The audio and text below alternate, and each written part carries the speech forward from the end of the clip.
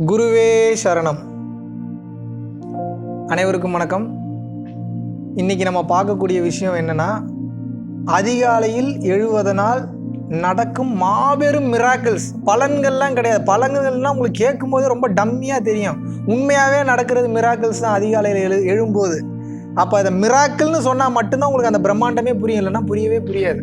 உண்மையாகவே அதிகாலையில் நீங்கள் எழும்போது மாபெரும் மிராக்கிள்ஸ் நடக்கும். கொஞ்சம் நெஞ்ச விஷயம்லாம் கிடையாதுங்க. ஏன் இதை சொல்கிறேன் அப்படின்னா, பெரும்பாலான மனிதர்கள் அதிகாலையில் எழுதக்கூடிய அந்த ஒரு பழக்கத்தை வச்சுக்கிறது இல்லை. ஆசைப்படுவாங்க, அதிகாலையில் எழுதணும்னு நினைப்பாங்க. ஆனால் அந்த தூக்கம் போட்டு ஒரு ஒன்று அழுத்தும் பாருங்கள், எந்திரிக்கவே முடியாது. என்ன நினச்சிங்கனாலும் எந்திரிக்க முடியாது. அது வேறு ஒன்றும் கிடையாது, உங்களோட கர்ம வினை தான். அந்த கர்ம வினையை தாண்டி நீங்கள் எந்திரிக்கணும்னா போட்டு ஃபோர்ஸ் பண்ணணும். நீங்கள் ஒரு 10 டைம் அதை பழக்கணும். நீங்கள் டெய்லியும் போட்டு இயர்லி மார்னிங் எந்திரிக்கணும். ஒரு 48 நாள் அந்த பழக்கத்தை கொண்டு வந்தீங்கன்னா தான் அது உங்கள் வாழ்க்கையில் ஒரு அங்கமாகவே மாறும். அது வரைக்கும் மாறுறதுக்கு வாய்ப்பே கிடையாது. மறுபடியும் பழைய குருடி கதவை துரடின்னு போயிடுவீங்க நீங்கள். அப்போது அதில் நீங்கள் தெரிஞ்சுக்க வேண்டிய ஆழமான விஷயம் என்னன்னு கேட்டிங்கன்னா, அதிகாலையில் நீங்கள் எழும்போது என்னெல்லாம் நல்லது நடக்குதுன்னு நீங்கள் தெரிஞ்சுக்கணும்ல. எல்லாரும் சொல்லுவாங்க பிரம்ம முகூர்த்தத்தில் இருக்கணுங்க, அதாங்க நல்லா இருக்கும், அப்படிங்க இப்படிங்கம்மாங்க. உங்களுக்கு கொஞ்சம் நான் டீட்டெயில்டாக சொல்கிறேன், நல்லா புரிஞ்சுக்கோங்க. இந்த பிரம்ம முகூர்த்தம்ன்றது என்ன அப்படின்னு வந்து கேட்டிங்கன்னா, படைக்கக்கூடிய நேரம்னு சொல்லுவாங்க. சில பேர் சில விதமான விளக்கங்கள்லாம் கொடுக்குறாங்க. ஒருத்தங்க 4 to 5 பிரம்ம முகூர்த்தம்ன்றாங்க. ஒருத்தங்க வந்து பார்த்தீங்க அப்படின்னா 4:10 5:10 அப்படிம்பாங்க. உண்மையான பிரம்ம முகூர்த்தம் டைம் என்னன்னு வந்து கேட்டிங்கன்னா 3:20 கரெக்டாக அந்த ஒரு 4 மணிக்குள்ளே இருக்கக்கூடிய அந்த டைமை தான் உண்மையான பிரம்ம முகூர்த்தம் அப்படிம்பாங்க. அதுக்கப்புறமா எஃபெக்ட் இருக்கும். பட் இந்த 3:20 இருக்கக்கூடிய அந்த எஃபெக்ட்டு அதுக்கப்புறம் கொஞ்சம் கம்மியாக தான் இருக்கும். என்ன காரணம்னு தெரியுங்களா? நல்லா கவனிங்க. நீங்கள் அதிகாலையில் எந்திரிக்கும் போது எல்லாரும் தூங்கிட்டு இருப்பாங்க. ஆல்மோஸ்ட் எல்லாரெல்லாம் அதிகாலையில் எழுந்திருக்கலாம் வாய்ப்பே கிடையாது. அதுவும் நீங்கள் கிராமத்தில் இல்லாமல் சிட்டிக்குள்ளே இருக்கீங்க அப்படின்னா மேக்சிமம் எல்லோரும் தூங்கிட்டு தான் இருப்பாங்க. எல்லாரும் தூங்கிட்டு இருக்கும்போது என்ன ஆகும்னா, தூக்க நிலையில் முக்கால்வாசி மனிதர்கள் இருக்கும்போது இந்த பிரபஞ்சத்தோட ஆற்றல் மேலோங்கி இருக்கும். எப்படி மேலோங்கி இருக்கும்னு சொல்கிறேன், கவனிங்க. உங்களுடைய எண்ண அலைகள் இருக்குது பார்த்தீங்களா, தாட்ஸ் ஓடிக்கிட்டு இருந்ததுன்னா அந்த எண்ண அலைகள் ஓடிக்கிட்டே இருக்கும். ஒரு எக்ஸாம்பிளுக்கு, இப்போ நான் இங்கே உட்காந்துக்கிட்டே இருந்து இவங்க என்னை பார்க்கணும் நான் நினச்சிக்கிட்டே இருந்தேன்னா கொஞ்ச நேரத்தில் அவங்க உங்களை பார்த்துருவாங்க. ஏன் பார்க்குறாங்க? இதுக்கு ஒரு கனெக்டிவிட்டி இருக்குது. நீங்கள் பார்க்கணுன்ற அந்த எண்ண அலைகள் ஒரு வேவ்ஸாக க்ரியேட் ஆகி அந்த வேவ்ஸ் போய் அவங்கள போய் தாக்கும். அது இங்கே இருந்தாலும் சரி, எங்கே இருந்தாலும் சரி. ரொம்ப தூரத்தில் இருக்காங்கன்னா ரொம்ப ஃபோக்கஸ்டாக கான்ஷியஸ்னஸாக நீங்கள் கனெக்ட் பண்ணிங்கன்னா அது அவங்களுக்கு கேட்டுரும். டெலிபதி ஆகிடும், ஷியோராக ஆகும். இப்படி தான் டெலிபதின்றதெல்லாம் நடக்குது.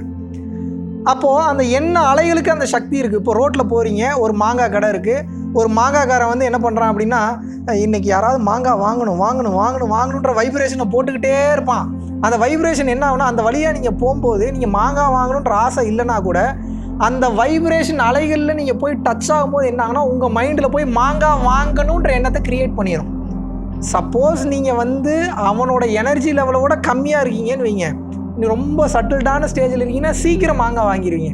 ஆனால் மாங்காய் வாங்கணுன்ற அவனோட எனர்ஜி லெவலை விட உங்களோட எனர்ஜி லெவல், நான் கோயிலுக்கு போகணும், இங்கே போகணும், அங்கே போகணுன்றது ரொம்ப அதிகமாக இருந்ததுன்னா மாங்காய் நீங்கள் வாங்க மாட்டீங்க.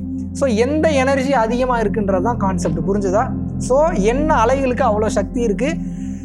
பகலில் விழித்து கொண்டு இருக்கும்போது எண்ண அலைகள், பல கோடி மனிதர்களோட எண்ண அலைகள் காத்தா கலந்து ஓடிக்கிட்டே இருக்கும். அப்போ நிம்மதின்ற அந்த ஒரு சட்டில்டு ஸ்டேஜுக்கு நீங்கள் வரவே முடியாது. ஆனால் இதுவே அதிகாலை நேரத்தில் என்ன ஆகுனா, எல்லாரும் தூங்கிட்டு இருப்பாங்க, எண்ண அலைகளோட ஓட்டமே இருக்காது, ரொம்ப பிளெயினாக இருக்கும். இந்த பிரபஞ்சத்தோட சக்தி மேலோங்கி இருக்கும். இவ்வளோதான் கான்செப்ட். அந்த நேரத்தில் நீங்கள் எதையாவது உட்காந்து தியானம் பண்ணிங்கன்னா அதில் 100% ரிசல்ட் இருக்கும். அந்த நேரத்தில் உட்காந்து கதை எழுதுறீங்கன்னா 100% ரிசல்ட் இருக்கும். அந்த நேரத்தில் உட்காந்து படம் வரைகிறீங்கன்னா 100% ரிசல்ட் இருக்கும். அந்த அதிகாலையில் உட்காந்து ஏதாவது ஒரு நல்ல விஷயத்தை பற்றி நினைக்கிறீங்கன்னா 100% ரிசல்ட் இருக்கும். அந்த அதிகாலையில் உட்காந்து என் வாழ்க்கையை நான் இன்னும் எப்படி சிறப்பாக வாழ்கிறதுன்னு நீங்கள் நினச்சிங்கன்னா 100% ரிசல்ட் இருக்கும். அந்த பிரம்மனே வந்து ஹெல்ப் பண்ணுவார்னு சொல்கிறாங்களா, அதுக்கு கான்செப்ட் வேறு ஒன்றும் கிடையாது. பிரம்மன் இறங்கி வரமாட்டார். அந்த நேரத்தில் புதிதான எண்ணங்கள் உதயமாகும். அந்த க்ரியேட்டிவிட்டி ஃப்ளோ ஆகும், அப்படியே ஓவர் ஃப்ளோ ஆகும். அது காரணம் என்னென்னா, மற்றவங்களோட எண்ண அலைகள் உங்களை டிஸ்டர்ப் பண்ணாமல் இருக்குது. நல்லா புரிஞ்சுங்க. அதை டிஸ்டர்ப் பண்ணாமல் இருக்கிறதுனால இந்த உடலில் இருக்கக்கூடிய அந்த ஆத்ம சக்தி நல்லா வலுப்பெற்று இந்த சுற்றி இருக்கக்கூடிய அந்த பிரபஞ்ச ஆற்றலை கிரகித்து கொண்டு, அந்த எனர்ஜியை, காஸ்மிக் எனர்ஜியை கிரகித்து கொண்டு, எது உங்களுக்கு தேவைன்னு உட்காடுறீங்களோ அதில் ஃபுல்லஸ்ட் அவுட்கம்மை கொடுத்துரும், ஃபுல்லஸ்ட் ரிசல்ட்டை கொடுத்துரும். அதனால தான் வந்து பார்த்தீங்கன்னா ஏஆர் ரஹ்மான்லாம் நீங்கள் கேட்டிங்கன்னா நல்லா கவனிங்க, அதிகாலையில் உட்காந்து மியூசிக் போடுவாராம். நல்ல விஷயம் தெரிஞ்ச ஆளுங்க எல்லாருமே, மிகப்பெரிய விஷயங்களை சாதிச்சவங்க எல்லாருமே கேட்டு பாருங்க, கவனிச்சு பாருங்க, அதிகாலையில் எழக்கூடிய பழக்கம் இருக்கும். ஏன்னா அதிகாலையில் எழுந்தீங்கன்னாவே எனர்ஜி லெவல் அப்படி ஃப்ளோ, அந்த இடத்துல நீங்க எது நினைச்சீங்கனாலும் உடனே நடக்கும் உங்க வாழ்க்கையில. அதிகாலையில் எழக்கூடியதுக்கு அப்பேற்பட்ட சக்தி இருக்குது, யாரும் புரிஞ்சுக்கிறதே கிடையாது.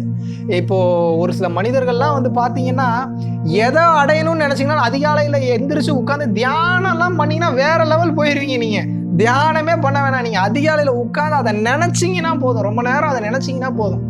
அது தூக்க நிலைக்கும் விழிப்பு நிலைக்கும் இடைப்பட்ட நிலை ஆல்ஃபா நிலைன்னு சொல்லுவாங்க. அது ஒரு ஒரு ஒரு போதையான ஒரு மயக்கமான ஒரு நிலை. அந்த நிலை எது நினச்சிங்கனாலும் அது உங்களோட ஆள் மனசில் அப்படியே போய் உட்காரும். அந்த ஆள் மனசில் இருக்கக்கூடிய அந்த சக்தி, அந்த வைப்ரேஷன் வெளிப்பட்டு இம்மிடியேட்டாக அது உங்களுக்கு நடத்தி கொடுத்துரும். இதனால தான் அதிகாலையில் எழுங்கன்றாங்க. இதை புரியாமல் பல மனிதர்கள் கஷ்டப்பட்டு கொண்டு, கவலைப்பட்டு கொண்டு வாழ்க்கை எப்படி வாழ்கிறதுனே தெரியாமல் இருக்காங்க.